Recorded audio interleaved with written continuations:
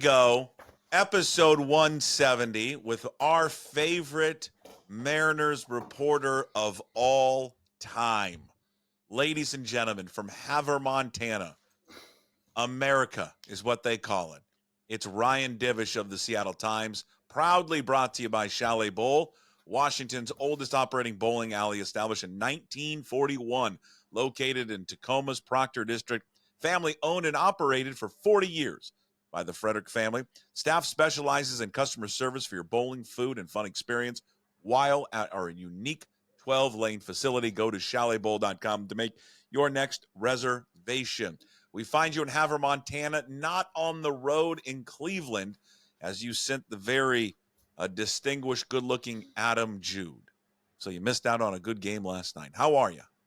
Yeah, I tried to get Jude to do the Buhner Buzz thing with Cal, but I mean, just to even up the score for some of us a little bit, since since he looks like Nick Lachey or Brandon from 90210 or whatever he is. So yeah.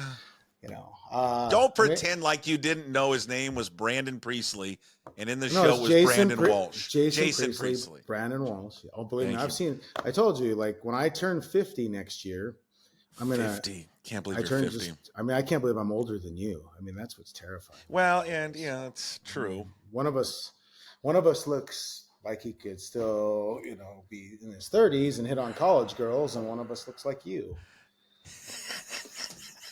So you're a real a-hole, you know that. But I mean, like, it's the Asian thing. Like, Asians don't age right away, but when we do, but there's a drop off, right? It's a fall. It's a hard crash, a precipitous drop. It's like going off the cliff with Thelma and Louise. Yeah, like, we end up looking like worse than Mr. Miyagi. We end up looking like, you remember that show Big Trouble in Little China? We end up looking like, of course, I know that. It's like one of the greatest movies of all time. Oh yeah, it's totally underrated. Like, might be Kurt Russell's greatest movie. Yeah, it's right up there. That and the original Overboard, probably. But it's. I forgot about Overboard. He made some great movies. Remember when he was Best of Times and Robin Williams was the receiver that couldn't catch? So good. Yeah, that's great. He's a fantastic actor of our time. You and I were joking before we hit record. We are both big connoisseurs of Full Swing on Netflix. You're right about next year's Netflix. I mean, the Scheffler, all the crap with Scheffler, dragging the cop, and then Rory's meltdown. I mean, next year's going to be sensational for the Netflix. Well, it's also like John Rahm takes all that money, gets on the live, and then bitches about it within a week. I wish I was playing at Pebble. Oh, it's going to be great. Yeah, I mean, like, all this. So it'll be great. I'm really looking forward to that. I'm really looking forward to the baseball one. So the Red Sox. So apparently, they're doing. Wait. I didn't know this. They're doing it. They're following the Red Sox right now for an entire season. The Netflix. Yeah. So the people who do Full Swing are doing a baseball one, and they got the Red Sox to agree. Oh. And I mean, like right away. Remember when Devers came out and talked about how they weren't trying to win because they didn't sign anybody and nobody wanted to play there. And so I was talking with some people with the Mariners. They approach most teams. They approach the Mariners because I think, like, the storyline of the failures of last season and stuff. But the thing with those people are, you have no editorial say in all of it. They have it and they do whatever they want with it. Like with Hard Knocks, like, the team still has to approve some of it, especially like some of the conversations that are sort of semi-private or whatever. They have the NFL team that's doing Hard Knocks has some editorial control. With Netflix, you have none. And so the Red Sox can't go to them and say, hey, we can't have that in. I don't think so, no. MLB might be by saying, like, it infringes on some of their rights or something, or on some of the agreements, but no, like, the Red Sox can say, hey, this makes us look bad, so we can't have this. No, they signed them away. That's why, I mean, like, the Mariners would never even do it if they had editorial rights, I don't think, because they self-promote better than any team anyways.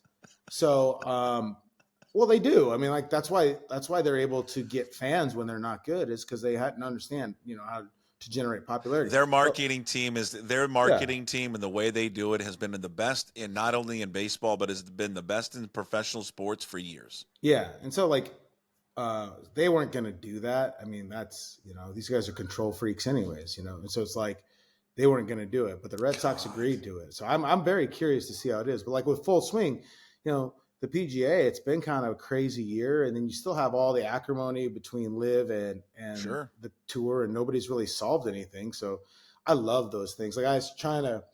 So I think we talked a little bit on here about my girlfriend's son that hasn't really seen, like, he's, for as much as he's in sports, he hasn't seen a ton of sports movies. Like he's getting better. Like he watched the Redeem Team, and he watched the Aaron Hernandez thing and Johnny football. Oh, wait a minute. He watched the Hernandez thing on Netflix. That was just, I mean, remarkable. Like where that guy was at.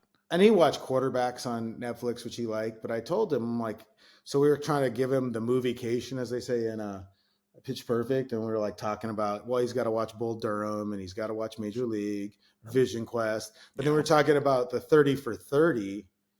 And I was like, well, you got to watch Fab Five and The U.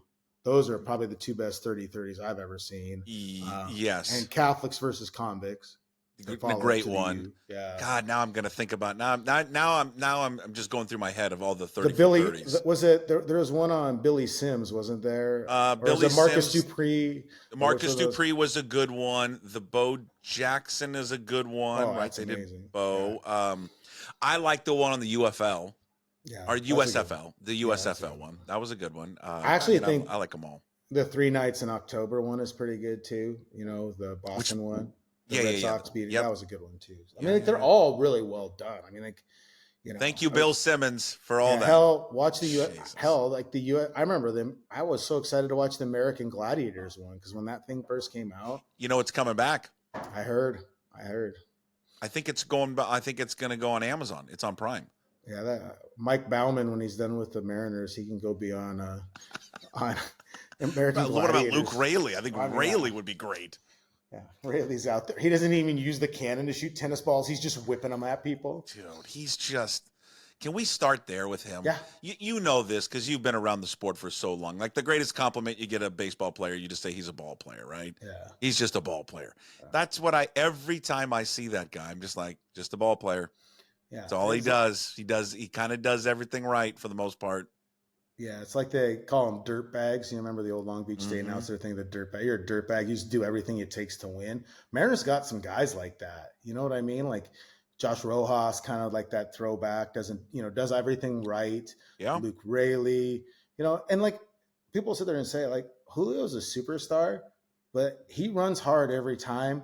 He steals bags. He works on his defense every single, we go out there, he's out working on his defense. He does his long toss. Like these guys aren't satisfied kind of where they're at. So they kind of work. I mean, Haniger, I think Haniger's defense has been better after struggling the first few months. It's like he's done some work to try and find some, he just talked about, he's like, he was a little banged up and he was like, I'm just getting poor reads, and he did some work with Chris Negron. Like that's what you want. I mean, like you can't have all guys that are pretty boys. You got to have some dirt bags in there. Like Jim Morris said, like guys that play hard, do the little things, help you win in ways that aren't typical to how people think they're going to win. Isn't there speaking of movies, baseball movies, isn't there a documentary on that, Dirtbags, right? The Portland team? Isn't that what it's called? Or is it a different name? I don't know. It might be. There's like a minor league. And speaking of Kurt Russell, I think his dad was on that team. Oh, it's possible. Hold on. Now I got to go. You got to give me a second because I got to go down this rabbit hole. Portland, like minor league team. Wasn't it called Dirtbags? God, give me a second here. It's good. The Portland Mavericks. Oh, Portland Mavericks, yeah. And Dirtbags baseball. Yeah, they were the independent baseball league, and they were in the 70s, and I'm pretty sure they did yeah. Oh no, it's called but it was about them. It's called the Battered Bastards of Baseball. The Battered Bastards of Baseball, yeah. And that's on Netflix. So Kurt Russell's dad is on that team. Oh, okay. God, this has been the Kurt Russell episode. Yeah, I guess so. What other great Kurt Russell movies do we have? Would you like to go over? We've done Big Trouble in Little China, Overboard. Miracle. Again. Miracle. Yeah. God. I mean, he's done some stuff. Escape from New York. Escape from New York. Tango and Cash is a great Tango and movie. Cash. I'll watch that every time. Tango Great and Cash movie. is on. You know, just so over every the time top. there's Tango, there's Cash. There's Cash. There's Tango. Yeah, that's great.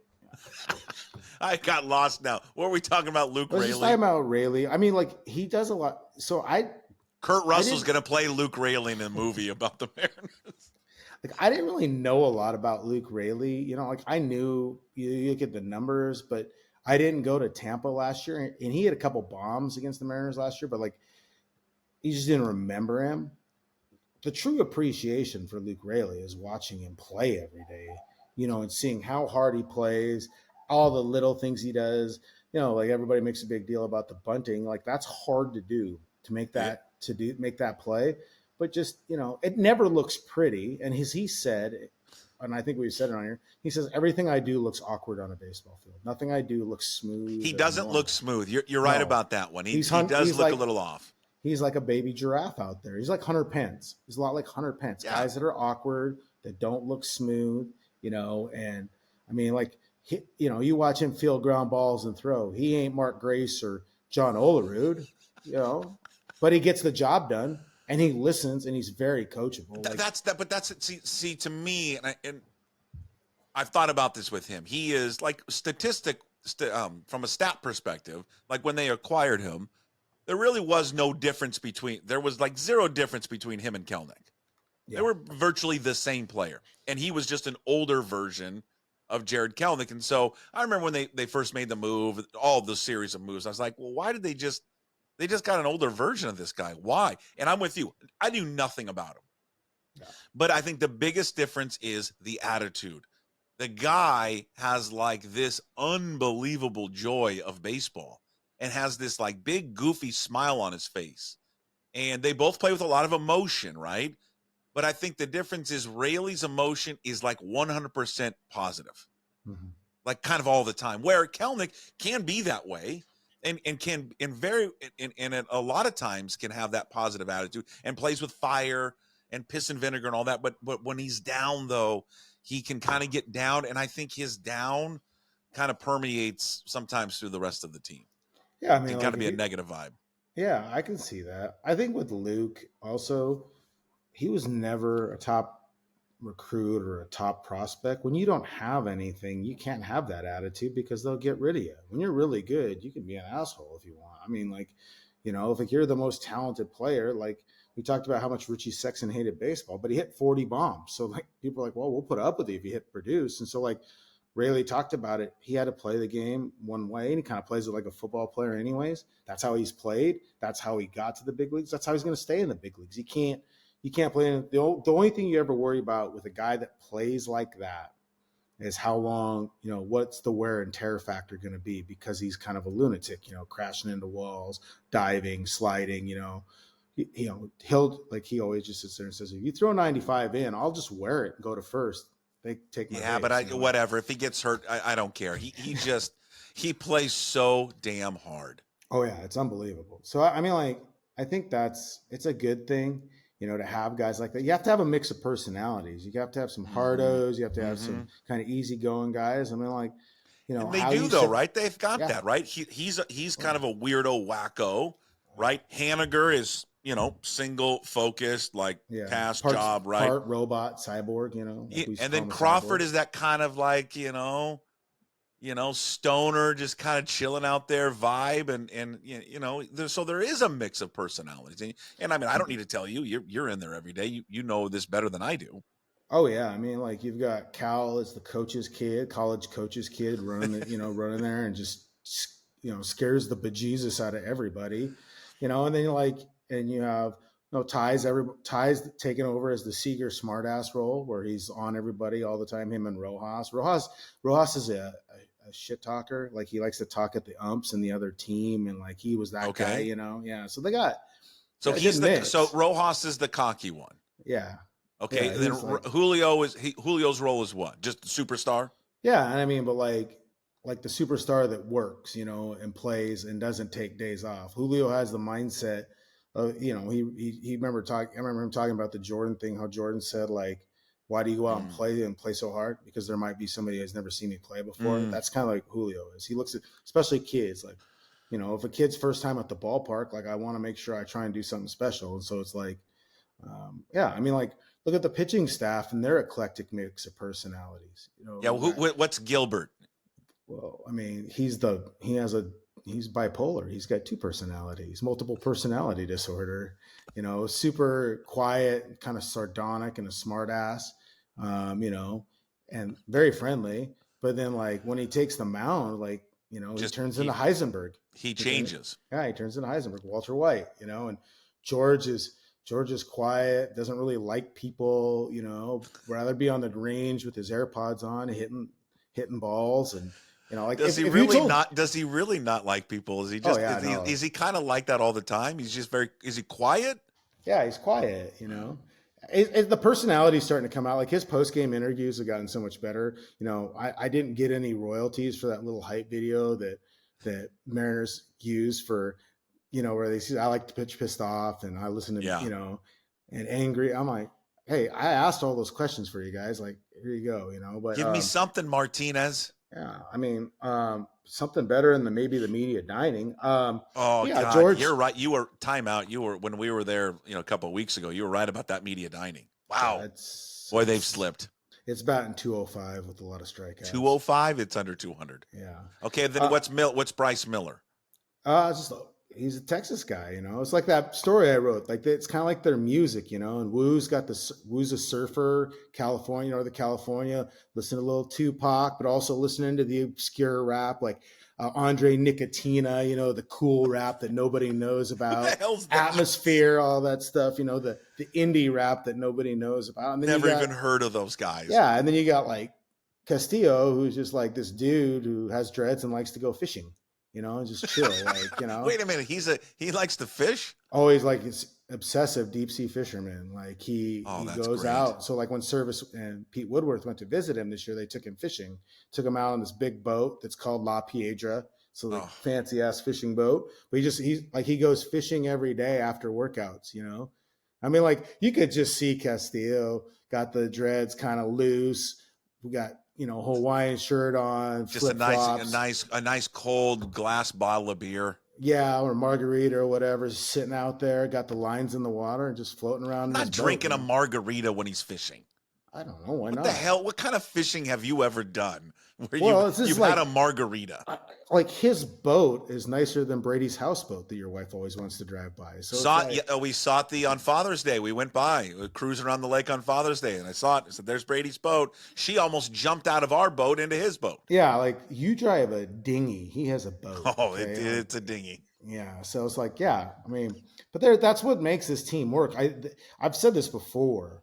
This is the nicest group of guys I've ever covered, like in terms of just being good dudes to deal with.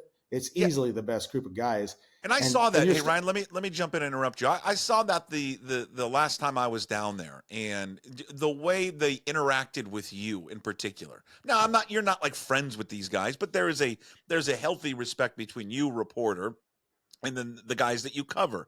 And for you are the only independent journalist that covers them on a real daily basis. And so your role's a little bit different. You're not employed by the team or a broadcast team or what have you. But I see their interaction with you, and you get a little glimpse in pregame of just their personality. I just wanted to back that up, that statement you just made, because you can see it with these guys that there's just a good-natured bunch. There does not appear, maybe there is, does not appear to be an a-hole in there, some kind of personality conflict where they're going to call you out in front of everyone. They don't come across that way. They like being baseball players. They like going to the park every day. They like the teammates. I mean, that's a big thing, I mean, like I always joke about culture sometimes can be a 10-cent word, and it's like accountability, like everybody on Twitter. You got to hold them accountable. What do you want me to do? Have them light themselves on fire? I mean, some of them on social media would like you to do that. Yeah, I mean, we ask them the questions. Like, well, what happened? Well, I made a bad pitch. We can ask the why, but you can keep pressing. But they're not under oath. But like these guys are all easy to deal with in terms of like they're honest. They try and answer as best they can. Like for me, watching them, interacting with me or whatever, like I've known a lot of them for a while, and the ones that I know well, like Haniger or JP or Cal, they're the leaders. So, you take your cues from Sure. that. I mean, Felix was the same way. Felix and Nelly Felix was Cruz. great. Yeah. Nelly Cruz, Kyle Seager, those guys were all Right. super accountable after bad games. Well, if the team's losing, one of them, stands up and says something. Well, if you're the three highest paid players on the team and the three all-stars on the team, and you're handling yourself in that way, you can't be the 26th guy and be an ass. It's kind of the same way. I remember about a week ago or whatever, 2 weeks ago, went in the clubhouse and Dylan Moore was at his locker. And he said, I go, are you playing spokesman today? Because they had a rough stretch. And he was, yep. Ty said it was my turn since I'm the oldest guy on the team or the longest tenure guy. I was like, yeah, we'll talk to you. It's like, I get that. I mean, I get like, hey, what's Dylan Moore's role on the team? I don't know. He's personal trainer. It looks like He does. He does look like he would own he and his wife own a personal training CrossFit facility. I mean, yeah, like, if they're doing videos together or side by side, one person's doing the variations of the exercise, they'll have a YouTube video. I mean, like, exactly my girlfriend just used to call him Pretty Smile. He's got a pretty smile. I'm like, oh my God. Then she saw him one time with that, like in that bro tank, and she's like, holy cow, he works out. He's a tall drink of water. Yeah, tell you, who was like, somebody said to him the other day, they had a donut or whatever and said something about donuts. He looked right at me and goes, does it look like I eat donuts? Yeah, no, it does not. Who's the? I know Service's role is dad, but what are the players though? Who's the old man? Who's the old man dad? That's a good question. I mean, would it be Haniger? But we've already tabbed him as the robot. Yeah, but he's loosened up, but he is kind of the old dude. I mean, Logan jokes that Cal acts 107 years old all the time, but I don't know. Old dad that dresses like a dad complains about his back. Oh, that's probably Garver. If you look at him, I mean, he is the oldest guy on the team. When Garver missed time with the back issues, Daniel's like, "Did you strain it? No. Is there an issue?" He goes, "Yeah, I'm old." Yeah. Okay. So Garver's dad. I want to ask you about Garver. Are they playing? He's going to be the backup catcher now. Yeah. How long do you think that's going to be for? And are they playing with fire a little bit with doing this? Yeah, sure, they're playing with fire a little bit, but I think they can control it enough. You catch them twice a week at the most. I mean, with the way Cal plays, I think if you look at their schedule coming up too, there's enough off days and stuff that they can kind of maneuver it. The one thing is like he's only caught really George as a starter and some of those other things. So, and it's not a personal catcher. They just think, Mitch hadn't caught most of the year. So if there's anybody that's probably the easiest to catch, it's the guy that could throw it through a Cheerio if he wanted to. So, yeah, I mean, you run that risk. And if he starts to wear down, they have two catchers at AAA, Michael Papirski and Perez. I can't remember his first name is. Both have big league time. So they can bring those guys in and have them. But what happens when they get are they going to manipulate the lineup at all? Because what happens when Raleigh catches and you put Garver at DH? What if something happens to Raleigh? Yeah, that's the thing. Then he's got to catch and you lose your DH that game. Yeah, it's out. Yeah, I mean, I don't know how long they're going to do this for. They're with Polanco coming back, they'll swap out Bliss. They'll run with Locklear for a while. Maybe they have a whole bunch of. They're going to see some lefties, and then when the time comes, they'll make an adjustment. I mean, I don't think they're going to run Ty France into the ground right away either, given his fractured heel. So I think. Were you surprised they kept Locklear on? No, not really. I mean, we kind of figured it was. I mean, Sebi Zavala played once in the last 3 weeks. It's like kind of a wasted roster spot in a lot of ways. Yeah, that was. That didn't work out. That didn't work out. What has worked out is, and you tell me if it's a coincidence or maybe they've done something behind the scenes. They talked about it yesterday as Adam Jude is working and you're vacationing in Havre, Montana.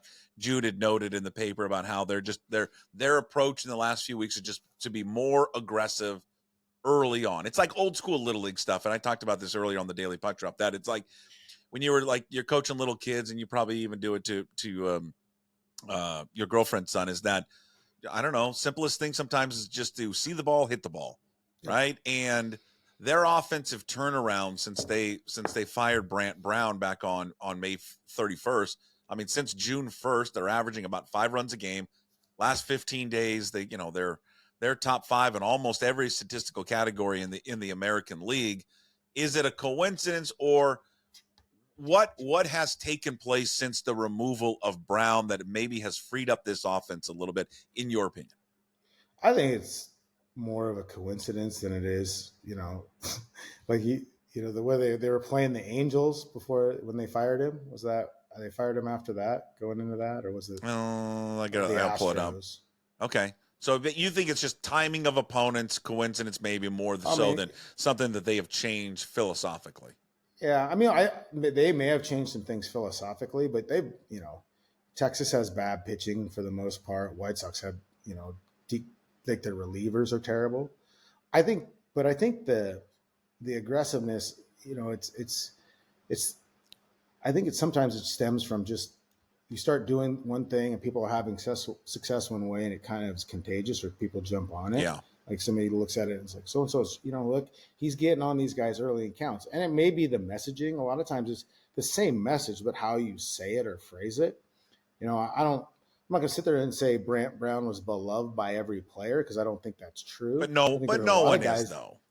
Yeah, I think there was a lot of guys that really liked his approach and how he did stuff.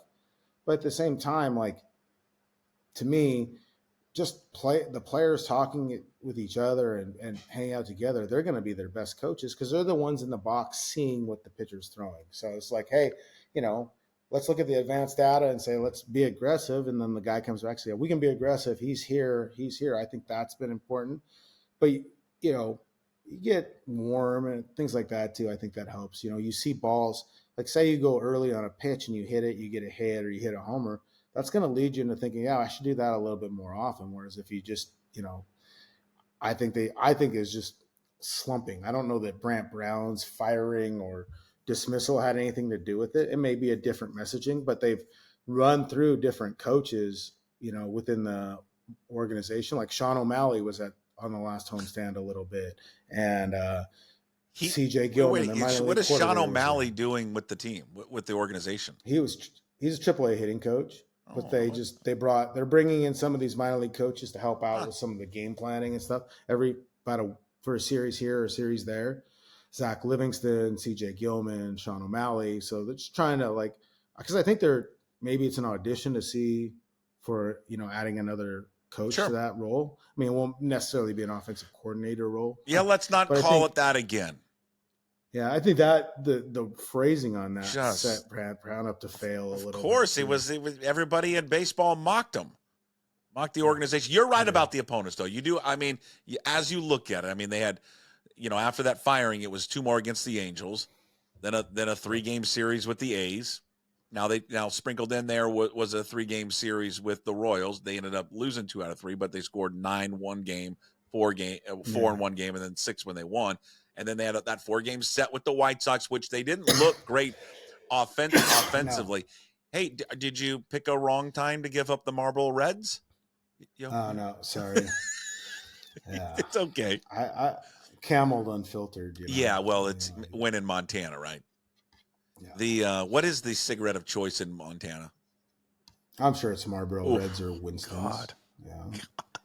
Can't do a red. That is just you are asking for trouble. Yeah. So to your point, maybe the opponents have something into it, but I don't know. I think it's something to do with it, but I think it's just like they weren't going to be that bad forever. They were going to figure some things out, and you start, having success. It's like Garver just, he's struggled and he just started seeing more pitches and like seeing the ball better. That's been a huge thing for him. They avoid the scare with Brian Wu. How much concern was there, privately about him? I think there's a fair amount of concern. Like the one thing was he was still kind of throwing. It wasn't like there was some pop and, he couldn't throw anymore. He was still able to throw. It just wasn't feeling right when he'd get done or the next day. So, I mean, he'll be on a super limited pitch count, I'd imagine. So it's going to go back to the last time we saw him, he got up to 85, right? Yeah. I think, what are we thinking here? 70? 75 tonight.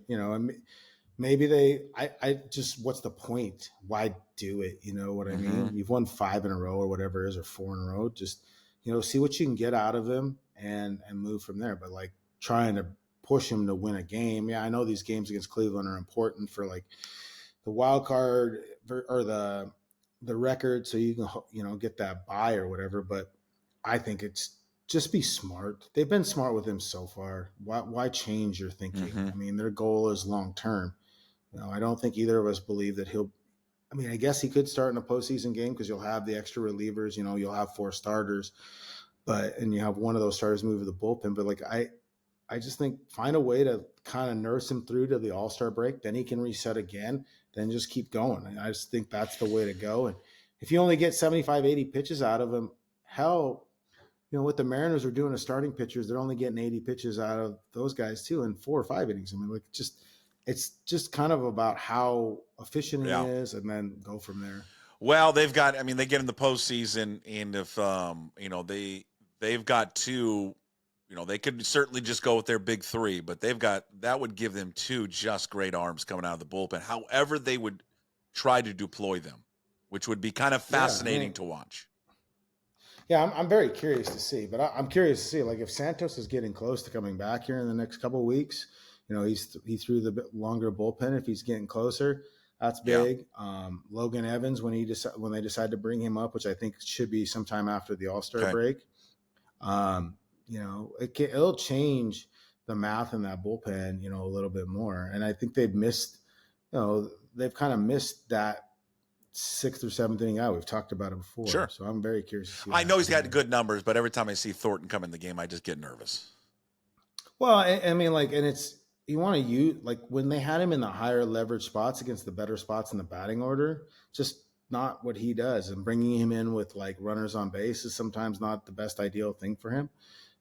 So piece it together while you can and try and get the best you can. And then, hopefully you can add, and you'll add obviously with some guys getting healthy or getting called up. But yeah, the bullpen is still pretty patchwork at times. You just got to figure out a way to nurse it through as long as you can. Cause there's like the outside help will only be on like waiver claims and stuff right now. I just don't see, usually the last part of the trade deadline, that last day of the trade deadline is when all those relievers get moved. And I mean, like, teams jockeying for position now will find out, a month from now where they're really at and what their intentions really are. Because if you think about it, there's just not that many teams that are like in auto sell mode right now, and they're going to wait it out and try and get as much as possible out of it. Okay, this will forever go down. This is not episode 170. This will go down as the Kurt Russell episode 170 of Kurt Russell.